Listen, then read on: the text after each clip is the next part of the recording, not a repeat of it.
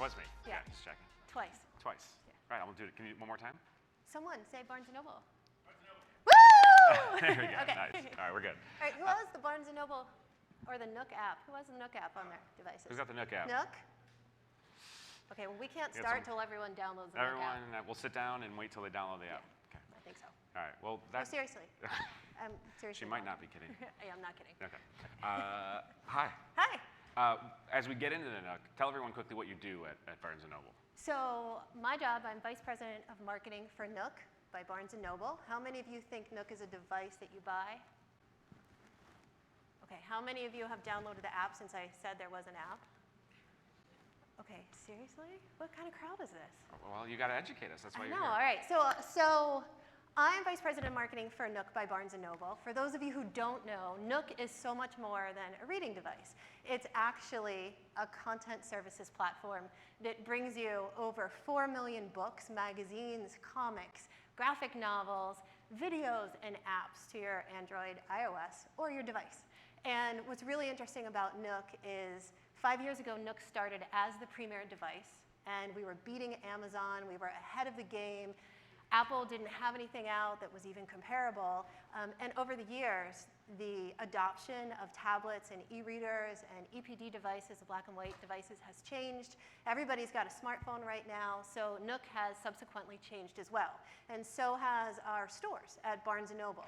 We're the only digital content services platform that has the luxury of saying we have 650 retail brick and mortar presence where you can come in and you can not only have your device updated or fixed, you can have your app installed, you can actually get expert bookseller recommendations on content that you love. Yeah, so there you go. Which is a lot more than I knew about it this morning too, as we were talking about this. So that, I mean, again, we have a room full of people that still thinks about it as a device. I'm guessing within the big walls that is Barnes & Noble that the marketing dollars are probably hard to, there's a lot of, I guess, a lot of mouths to feed. And so as you try and tell this story and switch this story of Nook as a device into Nook as a content platform, how do you make that happen, and how does that fit within the bigger walls of Barnes & Noble? So since we're talking about millennials, I think it's a great question. And if you think of people who like to read, how many of you here, I talked to a few of you last night, are avid readers? And an avid reader means you read more than 5 books a month. A month. A month. Okay, how many read, of you guys who have your hands up, how many read more than 2 books a week? Right? Okay, there are people. These short stories. So these are avid readers, and what Barnes & Noble and what Nook love is embracing avid readers because you truly respect the value of the content, the value of the story, everything that you heard this morning. But how many of you would consider yourself casual readers, which means you read maybe 5 books a year? Digital or print, doesn't matter. How many of you don't read a book ever because you're too busy binging on Netflix? Right? Okay, so what we're focusing on is trying to engage the reader in different ways. And with millennials, what we found is identifying avid readers is really where we want to go and where we want to focus the brand for growth, like all of us in retail who want to reach the millennial readers. So we're really interested in trying to find new and engaging ways to find people who love to read, leveraging different tactics. Do the millennials prefer e-reading? That is such a loaded question. Didn't we talk about not doing that question? Well, so no, it's interesting. Millennials prefer whatever suits them at the point in time that they feel like doing it. Yeah. So we do see a significant number of millennials who are in the Barnes & Noble stores. There's a graphic novels area and a manga area, and if you go any weekend or any evening, you'll see tons of millennials just browsing through those different items. We have a vinyl section, and it's amazing the number of millennials that love vinyl. For Nook specifically, as far as digital reading goes, yeah, they'll read it, but they're not the person who's responding to your standard banner ad that runs across mobile channels or even programmatic that will get you, say, here's the next Stephen King book, read Gone Girl. We've got to find unique and creative ways to craft a story and engage them in the story. Yeah, I mean, and this doesn't sound like a small challenge, right? Because we were talking about earlier that the fact that most devices come with a built-in app for reading books, you have to connect this, the idea that the experience, the retail experience plus the app actually is a much better content consumption model than just the iBooks app that comes preloaded on devices like this one. Absolutely. What's the core element of that message there that you're finding resonating?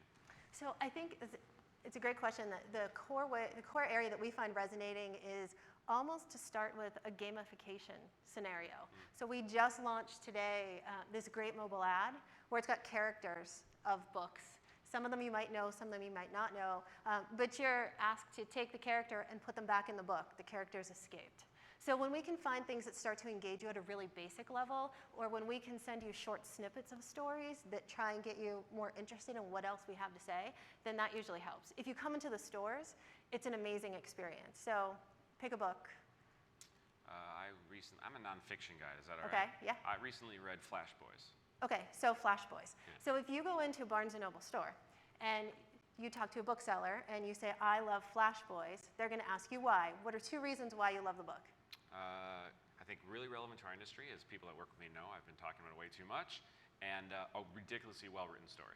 Okay, so from that information, then the bookseller can send you throughout the store on this crazy journey. So you want more stories that are relevant in the industry and give you 5 recommendations. You think it's well written? Here are some award-winning authors who have not the best story that you might think of as one that most resonates with you, but they're the best storytellers. They're the best writers. Maybe you'll get Neil Gaiman's book and send you down ones. Now, I can come in and say I like the same book, and they'll say why, and I'll say, oh, I love it because I'm a huge fan of the author. Yeah.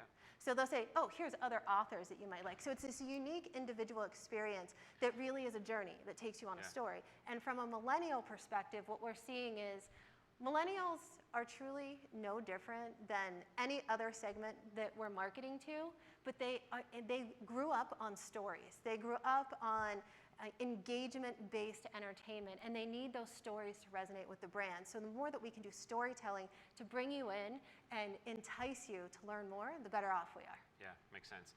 Are you finding?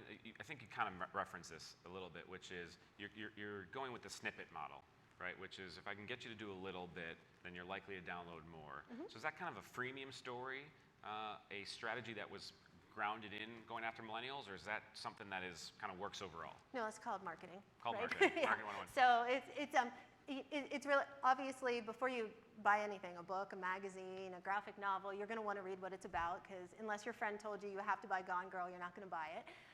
So you want to read a little bit about it. So just recently, we were actually testing a program that we call Gimme 5. It was focused towards the millennial audience, and it was about taking 5 stories in one type of category every single day. We did it for 6 weeks. So what was interesting about it, instead of doing the 5 bestsellers or 5 books for under $5 or 5 books that just were on the New York Times list, we started to come up with crazy categories, like 5 books you have to read about cats, 5 books to read before you die, 5 books that are so scary you won't be able to even you'll be on the edge of your seat. And we started to distribute them through Outbrains and Tabulas and Yahoo Streams. And we started to market them just like you see when you open up Us Weekly and it gives you the related stories. We started to leverage content marketing with little snippets of the 5 lists rather than actually trying to overtly sell you a book. And we saw tremendous initial success. So link those things back to the big Barnes & Noble brand. Yeah. Like these things, I'm guessing, are new marketing techniques that are not what the legacy brand often does. Maybe that's true or not true. And something along the lines, I'm sure you're pushing the envelope. That's what you do, push the envelope, try new things. Yeah. Hey, you've got the Nook thing, but you're still connected to Barnes & Noble. How are you selling in these new things that I know everyone wants to try and do? Yeah. How have you been successful getting? Yeah, well, so it's interesting because we sell our devices, the e-readers, only in Barnes & Noble stores. And inside the stores, they have their own ecosystem, their own marketing, their own merchandising system. They do store relays. They figure out how to pull you in. We're doing this great thing with the cafe. The cafes with Starbucks partnership that we have is bringing in some great new chefs and celebrities, and they're making this crazy Chipotle brownies. And so we're running the videos on how those brownies are made in the Nook boutique, so you can see the videos. So now you might come into Barnes & Noble not knowing what you want. You see this awesome brownie, so you stop and you start looking at devices. So there's a marketing strategy inside the stores. Then there's what happens to get you into the stores, and that comes from brand affiliation, brand interest, brand curiosity. What's going to make a millennial decide to turn left into that mall and stop in a Barnes & Noble when they hadn't even heard of it previously, or it hadn't necessarily been resonating top of mind? And that's where we get into the digital, what happens outside of the doors of the store. And the connection to your retail footprint and your digital experience is one that seems much more integrated strategically than you often find in a lot of retailers' business. Is that, you think that's, I'm sure it's by design, but is that because of what the content and what the offering is in this kind of digital world? Again, a lot of people are kind of running their e-commerce business over here and let it be. Yeah. You guys are not doing that, obviously. Well, so I don't run bn.com, Right. which is the e-com website that sells print or digital content. I'm focused on Nook, so I'm focused on acquisition. I need to get as many people as stores may not be in your area. You might live 50 miles from a Barnes & Noble. Does that mean I don't want you to be a brand fan? Absolutely not. I just want you to do it through Nook. You might not be interested in walking in Barnes & Noble because that's where your grandma goes, but that's okay because you can shop online. Or, with Nook, I think the other thing to realize is a lot of our sales are romance. There's a new book that's coming out in a week and a half called Gray. It's the man's perspective of 50 Shades. And the number of women who have already ordered this book on Nook as a pre-order because they don't want anybody to know that they're reading it is phenomenal. So there's this omni-channel strategy that works nicely and collaboratively together. And we were talking earlier about the concept you talked about with generation marketing. Yeah. And at some level, hey, marketing to different generations isn't maybe all that different. You just got to understand how to speak to each generation. You want to explain what you're thinking there and kind of the idea of generation marketing? Yes. I'm going to explain it with 2 words. 2 words. John Stamos. Okay. I've heard of him. John Stamos? Anybody hear of John Stamos? Who knows John Stamos? Seriously, come on, people. I'm going to make y'all stand up in a second. Who doesn't know John Stamos is? John Stamos. Okay, where do you know John Stamos from? Why is he famous? Who's Full House?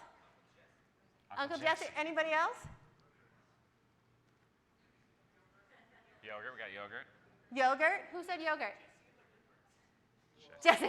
Oh, God. His tour, his stint with the Beach Boys. General Hospital. Anybody General Hospital? Anybody Glee? All right. I'm happy to say that there's not a millennial in this audience right now because a millennial answers Glee. So what we find, and this is more my personal opinion than the opinion of Nook and Barnes & Noble, so if anyone's tweeting about this, don't write this down. You can attribute it to me, not the company. But basically, it's my belief, I've been doing marketing for a long time, that there is no such thing as, there is generational marketing because you have to build a relationship with the generation that you're marketing to, but selling something to a baby boomer is no different than selling something to a millennial as soon as you build that connection. Now, when I was 8 years old and we bought my grandma a microwave and she screamed and ran out of the house because we were trying to kill her with radiation poisoning, it was very different for her. Does that mean that she didn't use the microwave? She did use the microwave, she just had a different adoption curve than my parents who knew that technology was on the forefront. Millennials are no different. They use technology differently than baby boomers or the silent generation or even the Gen Xers. They're spending their money differently, they're starting the engagement process differently, but generational marketing is just plain old marketing. Figure out the right message to the right audience. Exactly. Got it. So when you're spending this money on marketing, you're trying to track downloads, in the digital world, again, a lot of conversation has been how much of the dollars have to be tracked to a specific ROI, right? And every single dollar. Okay. Fine. So how do you, what are the metrics? Because again, lots of different steps. Are you happy with downloads? Do you need to get to people purchasing? I mean, quite frankly, for all the companies out there that can drive installs, you've all become phenomenally good at driving installs and even doing incentivized-based registration. So it's very easy for me to throw out any number and say I want X installs or X reg and I'll get them. That doesn't mean they're going to be the buyers and convert high quality. We actually use a unique strategy, which is very different than some of our perceived competitors in this space. We do a lot of partnerships, in-kind partnerships with brands that we feel are really relevant to the audience that we're reaching out to. We've got a great partnership with Six Flags in New Jersey that's happening right now. While you're standing in line waiting for the rides, if you're waiting for the Batman ride, you can download the Batman comic. If you're waiting for the kids' rides, you can download kids' games. But the real trick to the partnership with Six Flags is the brand impressions while you're standing in the 45-minute to 2-hour lines, because the reality hits you when you're in the car and you're trying to get out of that parking lot and you have nothing to do, you will download the app and start reading, I guarantee you. Right.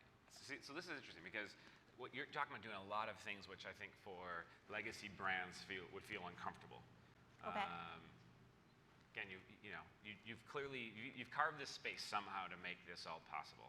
Do you have a secret sauce there? Don't be afraid. Don't be afraid to fail. I think you said it this morning, or whoever said it this morning. There should be a panel, Nick, there should be a panel at the next one on stories of failure.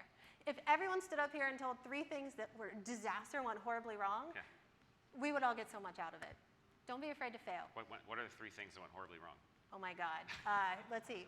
Once when I worked at JCPenney in the early days of email, I accidentally sent an email to the entire database from Jane Doe at AOL because I was testing it, and I will never press the send button again. Okay. That was a big mistake in how you learn to deal with the ISPs really quickly, Good. and how that doesn't work so well.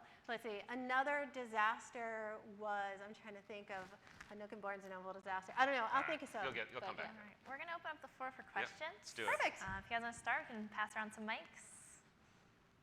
There we go.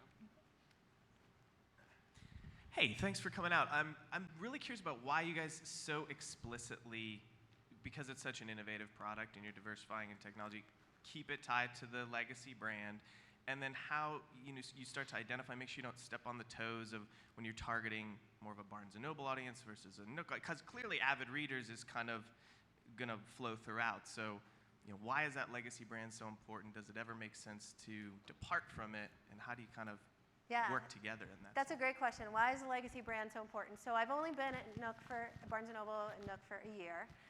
And when I started, I was hired on the Nook side, and I was told that we were going to make Nook as huge as possible.